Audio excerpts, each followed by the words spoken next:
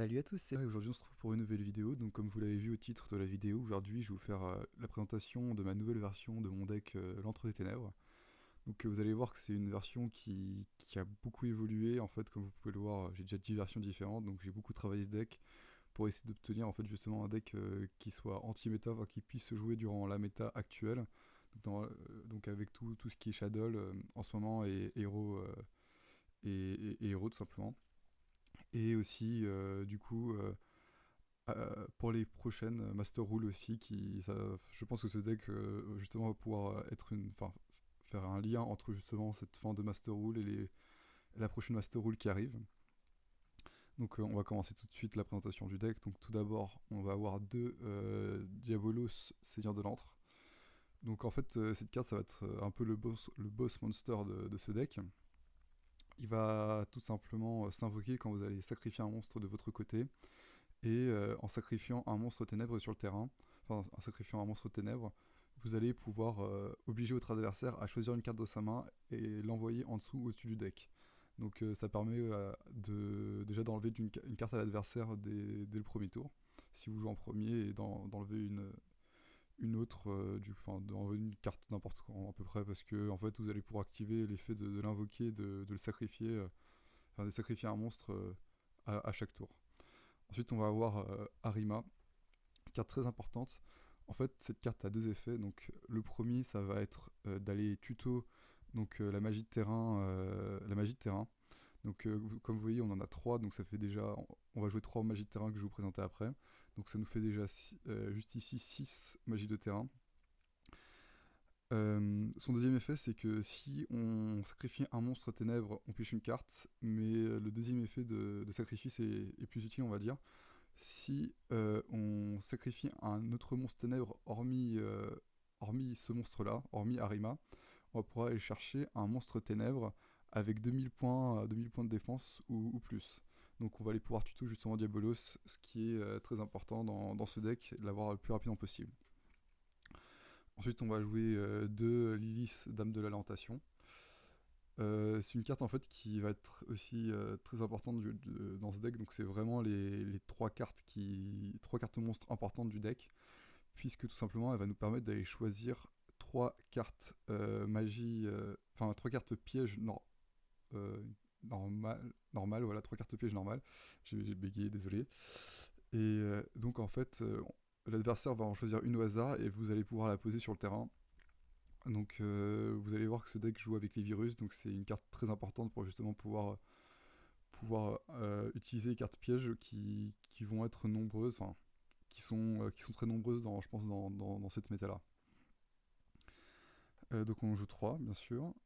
Ensuite on joue deux Cannon Soldier, donc deux soldats canons. Donc cette carte en fait à chaque fois vous pouvez sacrifier un monstre et infliger 500 points de dommages à votre adversaire, il n'y a pas de limite durant le tour, donc en fait justement ça va vous permettre de faire de faire plein de sacrifices et pouvoir invoquer des jetons avec la magie de terrain que je vais vous présenter plus tard du coup. Donc c'est une carte assez importante et en fait ça va permettre un peu de pique, enfin ça va permettre un peu d'abaisser les points de vie de votre adversaire, ce qui n'est pas négligeable dans ce deck. Comme vous allez pouvoir le voir à un moment ou à un autre. Ensuite on va avoir du coup Pendulé de combat. Donc en fait ce deck est des fois assez lent. Du coup, en fait, il faut deux, trois cartes qui nous permettent de justement temporiser le tour adverse. Et Pendulé combat en fait partie.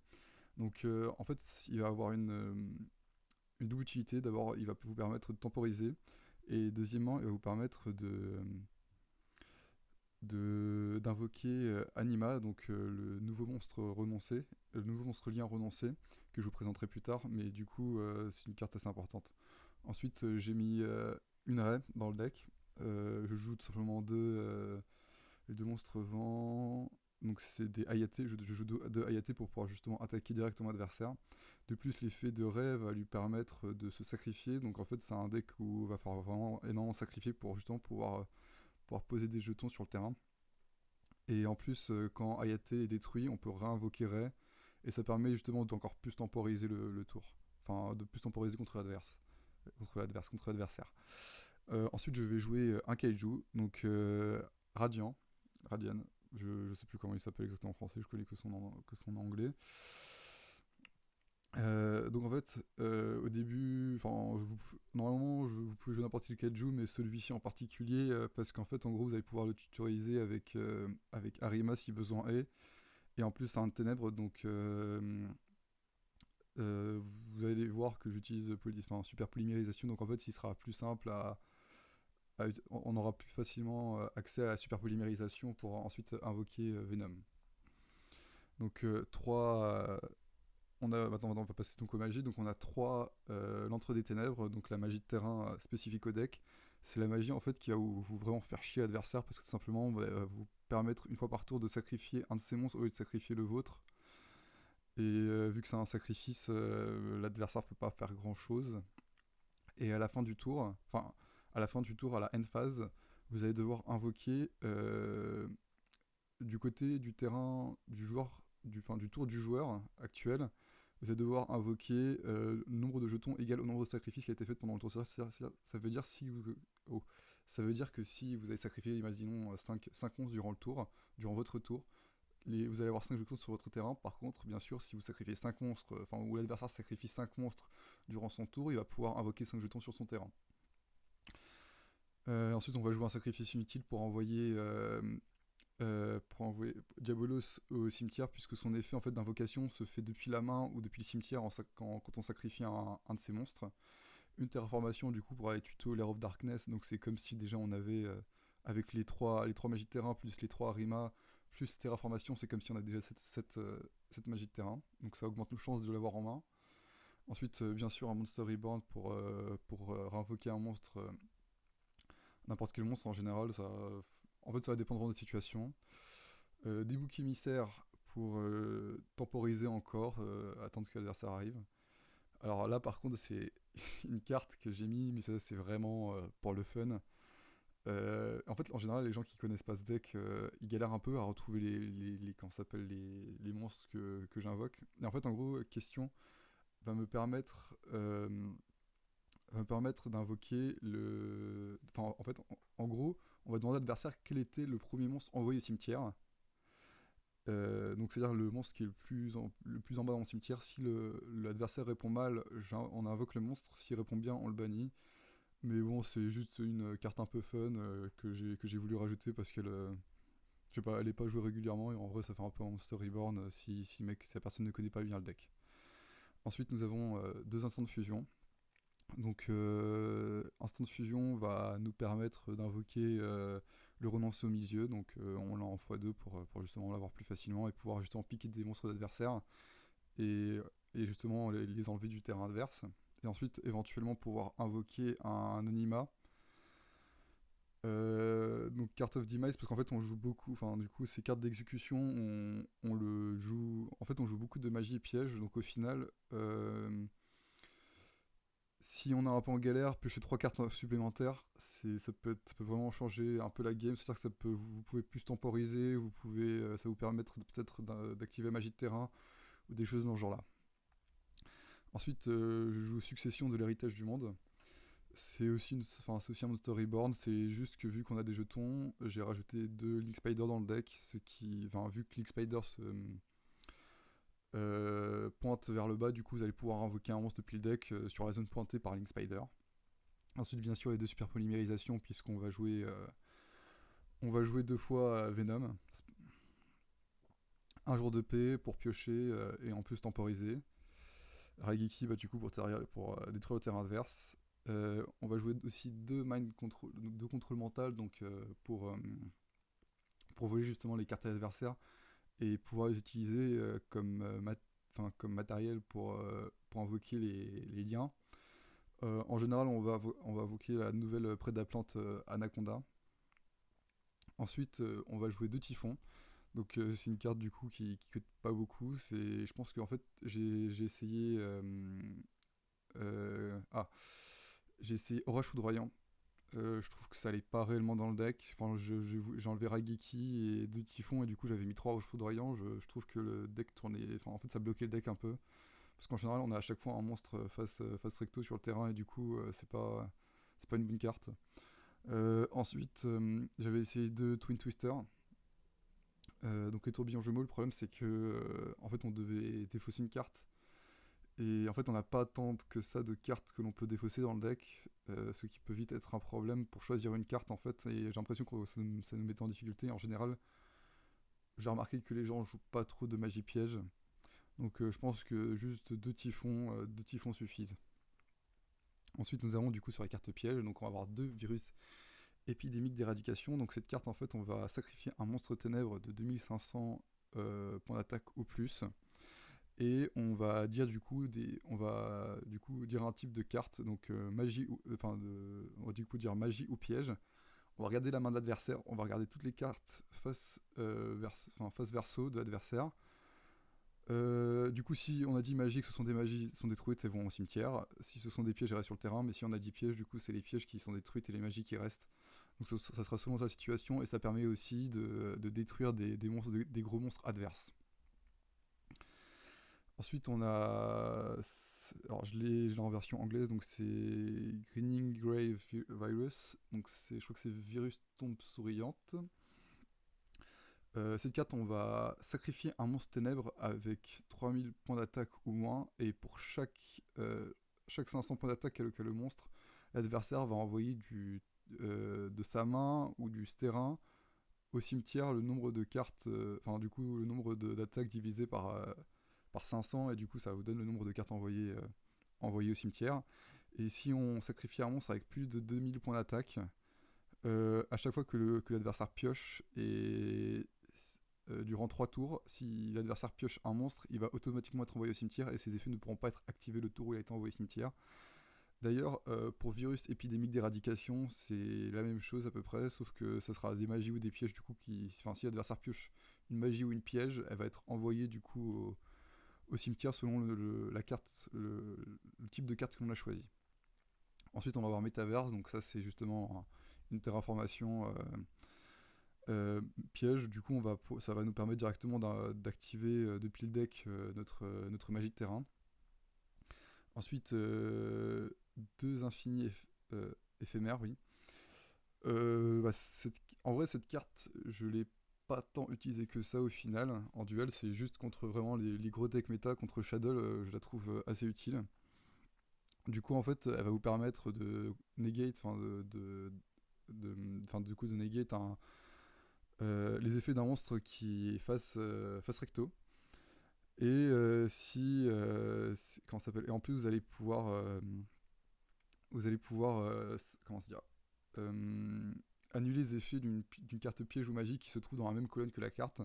Donc c'est un double negate qui peut être très utile. Donc il faut juste avoir bien la placer la carte pour justement avoir tout l'effet qui s'active. Et en plus, si on n'a pas de carte sur le terrain, on peut activer cette carte depuis la main. Donc c'est une bonne étreinte aussi. Ensuite, on va voir. Alors, je l'ai en anglais la carte, mais je crois que c'est rugissement. Je sais plus exactement, c'est rugissement quelque chose. Et du coup, en fait, cette carte va juste dire que l'adversaire n'a pas le droit de déclarer d'attaque durant ce tour, donc ça fait partie un peu du set. Je temporise avec justement les penduliers de combat, les boucs émissaires, et bien sûr les jetons qu'on va invoquer. Du coup, ça va permettre d'attendre le temps que l'adversaire. Le temps de bien piocher les cartes et que l'adversaire puisse aussi que l'adversaire commence un peu à jouer pour voir un peu comment fonctionne son deck. À savoir que ce deck, en fait, en général, on va faire vraiment les 3 matchs avec ce deck.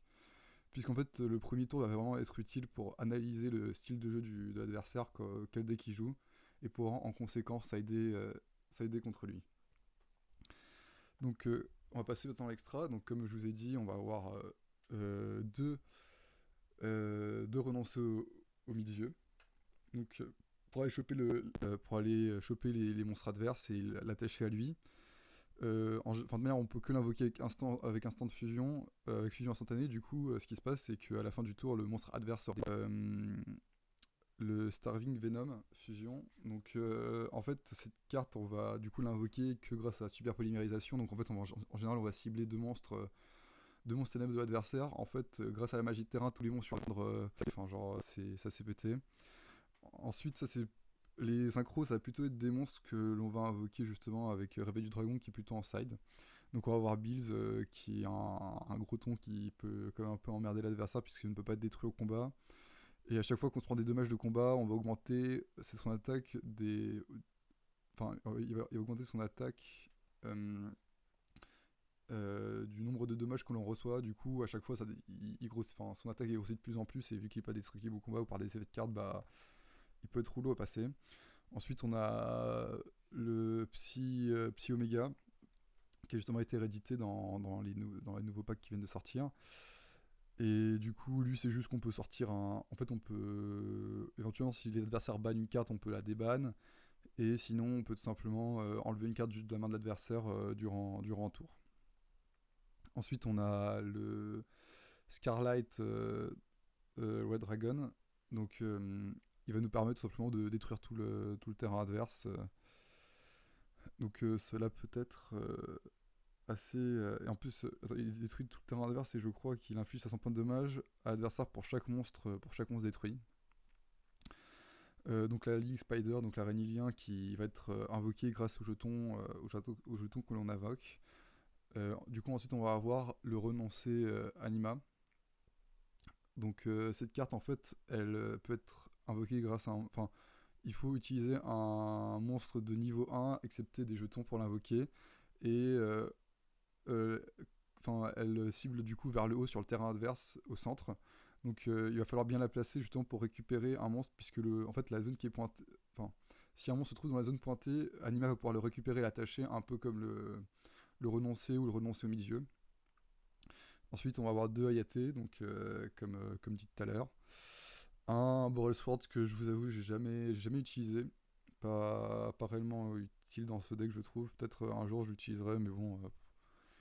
Ensuite je suis pas non plus expert de combo mais bon peut-être que quelqu'un trouvera une manière de vraiment l'intégrer bien dans le deck. Et ensuite, nous avons du coup la nouvelle Prédaplante, donc verte Anaconda vert, qui va du coup nous permettre d'utiliser une magie ou qui diffuse, qui s'appelle polymérisation ou qui est dans le nom fusion. Donc en fait, elle va nous permettre d'utiliser depuis notre deck fusion instantanée et super polymérisation avec un coût de 2000 points de vie. Il faut savoir que dans ce deck-là, en fait, on va perdre beaucoup de points de vie. Donc, en fait, il faut savoir quand il faut temporiser l'adversaire ou pas. Parce qu'il y a des moments, en fait, on va laisser passer des coups pour justement pouvoir mieux contrecarrer les plans de l'adversaire plus tard. Donc, en fait, c'est un deck où il faut vraiment bien savoir juger la situation. Maintenant, du coup, on va passer au side. Donc, je joue deux fois Réveil du Dragon. Donc, c'est une carte quand elle est détruite par l'adversaire. Ou je crois que c'est même pas que détruite, c'est envoyée au cimetière ou bannie. On peut invoquer depuis le deck ou depuis extra deck un monstre spécialement, donc c'est vraiment gratuit. Et de manière avec les nouvelles Master Rules, bah justement on invoque comme on veut un peu les monstres fusion et les monstres synchro. Et même les liens si besoin est. Euh, donc ensuite on va avoir limite d'invocation. Donc c'est une carte qui va être jouée contre les decks justement où on va beaucoup invoquer durant le tour. Donc ça réduit le nombre d'invocations à 2 par tour par joueur. Donc ça peut être très relou pour l'adversaire, notamment Hero qui invoque de partout des monstres et donc c'est un peu la galère pour lui. Or nous c'est éventuellement des jetons, ça nous affecte pas particulièrement de comment ça s'appelle de moins invoquer, c'est juste que peut-être éventuellement on prendra plus de temps à terminer l'adversaire. Ensuite on va jouer Gozen Match, donc chaque joueur ne peut contrôler qu'un monstre d'un seul attribut. Donc c'est-à-dire si par exemple, du coup en général par exemple Hero qui joue beaucoup d'attributs, bah il va un peu le sentir passer par exemple s'il y a un Herman sur le terrain. Ensuite il faut quand même faire attention, en fait c'est une carte on va dire à prendre avec des pincettes parce que vu on a notre magie de terrain, en fait tous les monstres sur le terrain deviennent ténèbres. Et par exemple Hero joue beaucoup de ténèbres donc c'est peut-être pas non plus la meilleure carte à jouer contre Hero. Mais bon, je pense qu'il y a d'autres decks sûrement qui vont arriver et qui vont être méta, qui jouent différents attributs et dont la carte va être utile contre ces decks-là. Ensuite, on va jouer deux cailloux, donc deux Nibiru. Justement, c'est une carte que l'on va éviter de trop jouer avec Gozen Match, avec combat en présence de l'empereur, puisqu'en fait, vu qu'il y a lumière et que en général les monstres à côté seront en ténèbres, on va pas pouvoir l'invoquer. Donc faut faire attention avec ça. Donc éventuellement ça peut être une carte de défaut pour super polymérisation, mais bon, voilà, donc faut faire un peu attention quand on joue. Ensuite, Dark Ruler, donc carte qui peut être, enfin qui est très importante en fait, notamment si votre adversaire a un énorme board. Surtout que ça peut arriver maintenant que, vu la méta actuelle, en fait, on peut avoir beaucoup de negate. Et en fait, on pose ça directement et voilà, aucun monstre peut rien negate. En fait, en général, même si l'adversaire ne ressent aucun dommage durant ce combat, durant ce tour, vous allez comme réussir à détruire assez facilement le board adverse. Et ensuite, en fait, celui qui va plus avoir beaucoup de cartes généralement en main, il va quand même galérer pour recréer un board potable. Et ça va vous permettre en fait de justement passer plus facilement sur le tour encore d'après. Donc c'est une très bonne carte pour les decks justement où vous voyez qui commence à spammer, qui spamme le terrain et qui a des effets d'annulation de partout. Ensuite, on va avoir un Evenly Matched. Donc, carte toujours utile si votre adversaire pose plein de magie piège, pose plein de monstres, et surtout si vous commencez en deuxième. Ensuite, on va avoir une barrière dimensionnelle. Donc, ça, c'est pour les cartes justement contre héros. Si Pendule revient un jour, tout ce qui joue Xyz, Rituel, Fusion, M-Synchro, justement les nouveaux decks. C'est avec les nouvelles Master Rules, ça va vraiment devenir une carte essentielle dans ce deck. Euh, Ça peut devenir comme assez. Ça peut vraiment changer des duels, je pense. Et ensuite, on va avoir évacuation. Oui, c'est évacuation d'urgence. Quelque chose comme ça, je me souviens plus exactement. Je crois elle a changé de nom la carte. Mais du coup, en fait, c'est sûrement vous allez renvoyer un monstre à la main. Donc ça peut être utile, si vous avez un monstre qui commence à devenir un peu relou, et c'est pas quand il a invoqué le monstre, donc c'est une carte qui peut être utile si vous voyez que l'adversaire a un monstre autour duquel il va vraiment jouer, que vous le renvoyez à la main, et qui peut pas être invoqué plusieurs fois par tour, ou quelque chose comme ça, où c'est compliqué de l'invoquer, c'est une carte très intéressante dans le deck. Donc voilà, je vous ai parlé un peu de ce deck un peu que j'ai imaginé, on va dire, parce que vraiment ça fait un petit moment que je taffe dessus. J'espère recevoir peut-être des commentaires justement sur peut-être des cartes à ajouter, des choses comme ça. En fait, j'aimerais bien que ça soit un deck justement qui soit un peu communautaire. C'est pour ça que je partage la chose. Vu qu'on a du temps en plus sur Simulator, il y a des gens qui vont pouvoir le jouer et pourront me dire, je pourrais peut-être avoir plus de retours que mon expérience à moi sur ce deck pour savoir s'il vaut vraiment quelque chose ou au final pas grand chose. Donc en tout cas, je vous remercie d'avoir écouté la vidéo. J'espère que ça vous a plu. Si vous avez aimé, bien sûr, vous pouvez mettre un like, ajouter un commentaire, me dire si ce deck est pourri, si ce deck est génial, si je suis un génie. Je suis tout oui à vos commentaires et j'y répondrai d'ailleurs si vous avez des questions. Et je sais pas si je vous dis que vous pouvez vous abonner pour voir de nouvelles vidéos, sûrement qui vont arriver d'ici peu puisque nous sommes confinés. Donc je n'ai plus qu'à vous dire tchuss et à bientôt.